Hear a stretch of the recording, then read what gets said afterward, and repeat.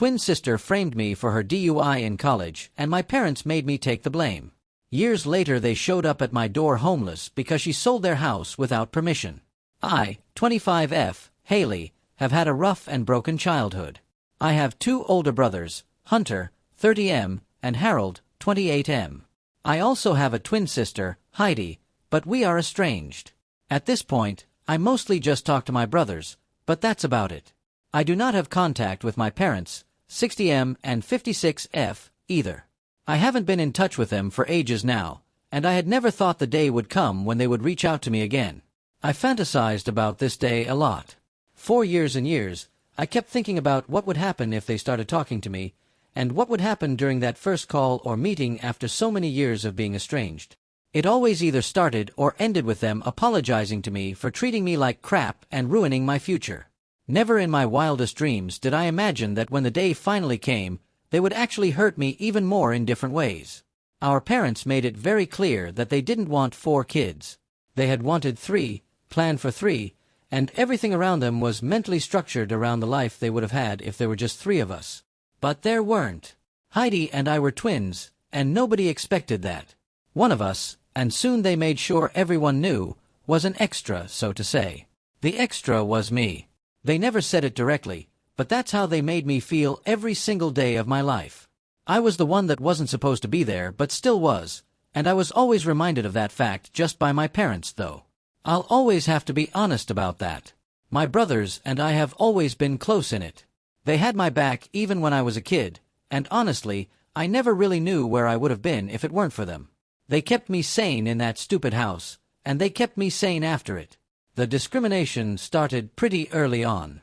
Like, if they would buy things for us, it was always Heidi deciding what she wanted, and I would get what she didn't want. If Mom had to make lunch according to the kids' preferences, it was always Heidi's preferences that came above mine. The thing was, the twins were one unit. We weren't seen separately, especially by our parents. And the unit essentially meant Heidi. It was Heidi and Heidi all along. It hurt like a bitch, and by the time I was 7 or 8, my brothers kind of understood what was happening. I don't know why it did, but it affected them, and in their own way, they tried to include me in things and activities. To my parents, I wasn't Haley, I was just not Heidi. And Heidi loved the attention. She lapped up every last drop of it like a hungry dog. She loved being the center of attention, and gradually, things got worse. I withdrew into my shell even more, and the only time I was even remotely social at home was with my brothers. They didn't like her much because she didn't interact with them. When she did, it was always as though she was somehow above all of us, and whatever she said had to be the rule. That's not how siblings, especially brothers, operate. She had gotten princess treatment her entire life, and she thought that Hunter and Harold would extend the same to her. They never did, so she was never close to them. Both of us did well in school. We used to have similar grades, but hers gradually slipped as we reached high school. She was involved in some extracurricular activities, and her social life was bomb, so maybe that was the reason. My grades didn't slip, on the contrary. I went harder into academics when my brothers left for college. That was the only way I knew how to cope because both of them chose to go to a college out of state. It was tough for me at home after that, so I just immersed myself in studying and volunteering at a local shelter. The issue started when Heidi and I began applying for and shortlisting colleges. If I'm being honest, her resume was better than mine, and she had a better chance of getting into the college of her choice than I did, even though I had slightly better grades. Both of us applied nonetheless, and surprisingly, we both got into the same university. I hated the fact that I would have to go to the same university as her, and even our parents were a little bummed. I think it was because I got in too. They were only rooting for Heidi, and I think me being as good as her and getting into the same college just somehow made them bitter about the situation. And the best part was that I got a scholarship, and she didn't. We both went to college but had different lives there. She immediately went into party girl mode, whereas I have never found the appeal of that lifestyle. Things went downhill very fast. One night, a few months into college, I got a frantic call from Heidi, saying that she had screwed up majorly and needed me to help her out. This was the 2nd or 3rd time we had spoken to each other after coming to college, by the way. I asked her what had happened, and she told me she couldn't explain it on the phone and that I needed to meet her. I went to her room, and she looked pretty shaken up. I genuinely got scared and felt bad for her. Little did I know that the by age was about to ruin my life. She told me she had been out partying with some friends, and all of them were sloshed or blacked out. She was the only one in a better condition than the rest, so they decided she should drive back. But she was drunk as hell too, and she lost control of the car and rammed into the wall of a house. She said the police had come, and they had asked her to go to the station again tomorrow, and she was scared because she didn't want to have a record. I asked if she had spoken to Mom and Dad, and she said she had, but they were furious with her, and she didn't want to talk to them. She said she wanted to head out for some air and grab a bite. I don't know why I didn't notice, but she took my wallet with hers. What happened next was the kind of betrayal I wouldn't have expected from my enemies. I stayed with her the entire night. She took a while to come back, and when she did, she looked much better than before. I went back to my room, and the next day, I was summoned by my department head, saying he wanted to meet me urgently. When I went to meet him, I saw cops there. I thought they had come for Heidi, but they had actually come for me. They asked why I was drinking and driving last night and said the university had decided to have a disciplinary inquiry against me. I was shocked and told them they had the wrong girl, that it wasn't me but my twin. They said the offender had registered herself as Haley Porter and had shown them the ID, so I needed to cut the crap. It all began to make sense now. Heidi, the little bitch, had called me on the pretext of feeling scared and wanting support, but she had ultimately ended up submitting my ID to the police when she had gone out the previous night. Once she returned, she asked me to drink a little, and I was stressed, so I obliged, ensuring that if I got tested for alcohol, the results would come out positive. I begged them to understand and told them the truth, but they thought it was too far-fetched to be real. I was let go, and I was devastated. I called Heidi, but she didn't answer. Then I called Mom and Dad, and they said I needed to understand that her career would be ruined if I didn't help her out, especially because she had taken so many loans, whereas I had a scholarship. They told me I owe this to my sister and that I wouldn't have to bear the brunt of this more than my sister would. I just couldn't believe they would stoop to this level to protect her. It was unreal, the way they were behaving. I had always known they loved her more, but this was like a slap in the face. No, actually, this was like multiple slaps on both cheeks in full public. They were willing to let me get punished for a crime she committed because if she took responsibility, she would be ruined. The same, somehow, didn't apply to me. I disconnected the call and called Harold. He was furious. He said he would talk to Mom and Dad, but in the meantime, he told me, no matter what happened, I didn't have to admit I was the one who was driving drunk. He told me to stick to the truth and not cave under pressure, and that he would talk to them about the rest. Unfortunately, none of that was required, because within the week, I had been expelled from college on behavioral grounds. That was the day my parents and sister became dead to me. Mom and Dad were expecting me at home, but I just had nothing left to say to them. I went to Hunter's place and wrote a letter to the university, detailing everything that had really happened. I knew they wouldn't reverse their decision, but I also knew I needed to keep a record of what had happened because it might help me out in the future. I went completely no contact with my parents. They tried to reach out a few times, but I never responded. My brothers were my rock during this time. From what they tell me, and I don't ask much, if I'm being honest, they ripped Mom and Dad a new one and made sure the extended family and some of their friends knew what really went down. They say Mom and Dad are kind of ostracized from the larger community because of this little misadventure. Hunter and Harold are low contact with them too. They say all their lives, Mom and Dad have only wanted to be parents to Heidi, so we're just granting them their wish. I stayed rent-free with Hunter for a couple of months. I picked up a job, but he didn't let me contribute to anything. He asked me to save up the money because it would help with college. I ended up going to college the next academic year. I think, in the end, what happened was actually beneficial for me, even though it shouldn't have happened. I was finally able to study what I really wanted to, and even though I had to take out some loans, I knew there was no high to here, and I could live life on my own terms. So while there is an entire year and an unexplained expulsion on my CV, I ended up studying what I love and found a job I love. I graduated 2 years ago, and I landed a good job straight out of college. The job, however, was on the other end of the country, so it was quite weird, shifting and moving out. However, I've been working for the past 2 years now, and things are good. I like the way my life is now. Heidi and my parents do try to get in touch once in a while, but I just don't respond. I have moved forward in life, and I don't need them in mine anymore. They are the ones who are guilty, which is why they are the ones dying to make amends. Hunter and Harold are low contact with them, and they keep me updated if I ask anything, but other than that, there isn't really much family talk among the three of us. And they never divulge any information about me to them.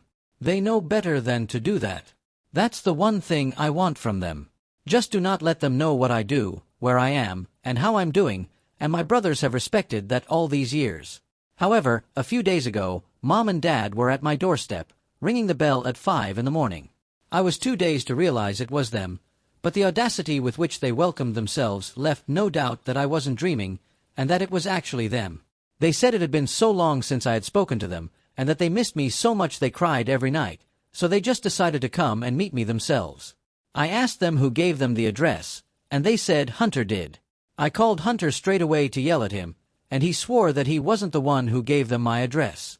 I flung the phone in their faces on normally a good host, but I just didn't want these guests around and told them to sort it out with him and tell me the truth, or I was going to throw them onto the street for all I cared.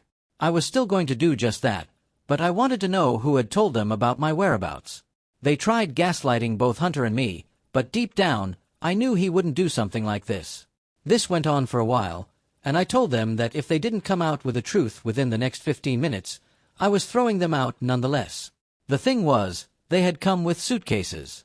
Many suitcases. And it looked like they were planning to live here. I don't know who or what gave them that idea. All I knew was that they weren't welcome in my house, not by a stretch. They could go wherever they wanted, but I wouldn't let them stay here, no matter what. They tried stalling again and laughing it off. So when the 15 minutes were up, I started picking up their suitcases one by one and keeping them outside. That's when they realized I was serious, and I wouldn't let them stay until they came out with the truth. That's when they said they had gotten the address from social media. They had been following my accounts using fake accounts for a couple of months, and that's how they got to know where I live. So they were basically stalking me virtually. I honestly don't know how someone can find out my exact address by stalking me on a few socials, but I was too sleepy for their crap. Especially since all this was happening on a Saturday. I told them I was going to go to sleep for a couple more hours, and they were welcome to sleep until then as well. However, after that, they needed to get out of my house and never show me their faces again. I told them they could use the time I was sleeping to find alternate accommodation or book a ticket to whatever God-forsake and hold they wanted to go to, but my hospitality to them wasn't going to extend beyond that. They tried to butt in and get a few words in, but I just went upstairs and locked my room. I was hoping they wouldn't steal something from the house, but if they did, they did. I just wanted to sleep and then kick them out. When I woke up, they had made themselves comfortable and started unpacking all their stuff. My living room was a mess, but since I was feeling better after the sleep, I didn't lose my temper as quickly as I had that morning. I asked them what made them think they could actually stay here. At first, they tried beating around the bush, saying the same things like "we missed you," and "it's time to bury the past and move forward as a family," but I wasn't buying it. I pushed a little, and my mother finally broke down. And when I say broke down, I mean she literally broke down sobbing like a hurt child and wailing. It was weird to watch, honestly. She tried saying something, but not even 1% of it was coherent, so I asked my dad what was up, and he revealed the truth to me. He said they had been kicked out of the house and now had nowhere to go. I looked at him in disbelief and asked how the hell he was kicked out of his own house. He said a few years ago, in college, Heidi started getting into a lot of crap. She was involved with the wrong people and ended up screwing up her academics altogether. She was expelled from college, and then she promised them she would turn over a new leaf. She got into another college but without scholarships, and her criminal record, they mumbled this bit, and I spat out my water, stood in the way of her getting loans. Long story short, Dad and Mom gave one floor of the house to a couple to rent. They were sketchy people according to them, but they trusted them because Heidi had brought them in. She knew them, and it was through her that they rented the house. But now, they've taken possession of the whole house. They smoked pot on the first floor all day, and the stench is unbearable. They have loud parties, and whenever Mom and Dad try to complain, Heidi intervenes because they can't behave this way with her friends. Long story short, the way they had been keeping the house, it wasn't livable for Mom and Dad anymore. 3 months ago, Mom had a health scare because of all the pot they were smoking, and that was when Mom and Dad decided to leave for a while, leaving Heidi behind to take care of the mess. Rookie mistake. They told me they had given her a stern talking to, hoping she would realize what she had done and step up to take responsibility. But that little bitch just screwed them over big time. When they went back last week, the locks had been changed, and that pot couple was now on the ground floor. Heidi wasn't picking up their calls, and when they said they would call the police, they got the shock of their lives. Heidi had, behind their backs, sold the entire house to her friends. She must have forged signatures and documents, but the house was now in the possession of her friends. And my parents said they could do nothing. I told them, of course, they could do something. They could file a report against Heidi and those guys. Forgery is a huge deal, and if Heidi forged those documents, she would be in for a long, long time. They looked uncomfortable and said they knew Heidi would have to serve jail time if they went forward with a complaint, which is why they decided to get her into therapy. In the meantime, they thought they would stay with me. I looked at them like a deer in headlights. It took me a couple of minutes to process their audacity. I told them they had come to me instead of holding Heidi accountable, knowing full well she had committed a crime. They had forgotten what they did to me all those years ago when I had been forced to take the blame for their criminal daughter. They didn't say anything at first, but when I started accusing them more, they said I needed to show some compassion. My sister had always been a troubled child, and as parents, it was their duty to stand by her when she strayed, not throw her to the dogs. I told them they had not stood by me at all, even when I hadn't strayed, and it was clear from the way they spoke they were only interested in being parents to Heidi, not to me. And since they didn't see me as family, I had no problem throwing them to the dogs. I told them in no uncertain terms that they were not welcome here. They were homeless by choice, not because they were in distress. They had allowed this to happen, and even now, they were letting her get away with something as big as this, which is why this was completely on them. I told them they weren't welcome in my place, and they needed to get out before I called the cops. They tried to push and emotionally blackmail me again, but I told them none of that was going to work. They had to move out. I think they finally understood that I wasn't breaking and didn't feel any pity for them. They made a lot of faces but ultimately left. Even at the end, they kept telling me I needed to reconsider, that they wouldn't have anywhere to go, but I just said that was on them. It wasn't my problem. They had other children to beg in front of. But they were dead to me, and I wouldn't be helping them out, no matter what situation they were in. They looked defeated and finally left, but my head has been pounding since. This was 3 days ago, and I don't know where they've gone. They haven't tried contacting me, and I'm glad, but I can't help but wonder where they might have gone. Update 1. I know it hasn't been long, but I have an update for all of you. Hunter called me yesterday and told me Mom and Dad had come to his place unannounced. I had informed both him and Harold when they had come, and I was expecting them to go to Hunter's. Harold doesn't live nearby, so he is safe. Hunter told me they unloaded their sob story right at the beginning. And now they villainized me, saying I kicked them out of the house, and they knew that favoring Heidi was the right thing to do because I had grown up to be a bitch anyway. Hunter mumbled that Heidi was a bigger bitch because she stole their home, but they kept defending her, and Hunter was exhausted. Hunter lives with his girlfriend, Sia, and she was furious about how they had randomly dropped by, with baggage in hand. And Sia is a no-nonsense person. She doesn't have the bandwidth for anyone's bullcrap, and she doesn't mince words when she talks. She straight up asked them how long they planned to stay. They said they would be here for a while. She asked again how long the while would be, and they said a couple of days. They kept giving vague answers, and she just lost it. She asked them to give her an actual date so she could plan accordingly. That's when they said they didn't have a date in mind because, since they had nowhere else to go, they were waiting for Heidi to come to her senses so they could move back into the house. That confession was what Sia was waiting for. She said she would let them stay as long as they wanted and as long as it took for the issue to be resolved. Before she could finish, they started rejoicing, but the main part comes later. She told them there was a caveat. My mother piped in, saying they wouldn't disturb their privacy and would clean up after themselves. She said she didn't have any issues with late-night parties or anything, trying to paint the picture of the perfect guest. Sia laughed and said that wasn't what she was talking about. She said she would let them stay only if they pressed charges against Heidi and took active steps to regain possession of their house. Hunter told me it looked like someone had stabbed them with a dagger. They said she was being cruel, and they couldn't do it, but Sia was adamant. She said this was the only way they could stay, and now they had a choice to make. She said she was offering them a roof, but they had to do the right thing in return. If they still chose to protect Heidi, that was on them, and they couldn't turn around and blame their kids. And, to nobody's surprise, they refused. They said they would rather be homeless than turn on their child, and she congratulated them and kicked them out. She is a bad lull. I love her. Hunter says he has no idea where they are, and they might try to come back to me again, but I told him he didn't have to worry about me. I would kick them out if they tried something smart with me. Update 2. They finally had to press charges against Heidi and her friends. There were a lot of complaints by the RWA, and they took matters into their own hands. I don't know the details of what's happening, but I know Heidi is screwed.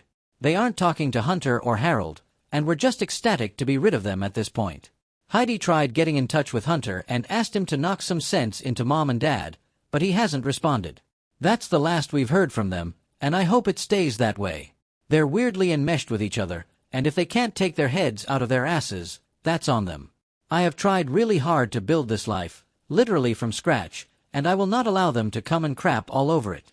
That's just not how it goes with me.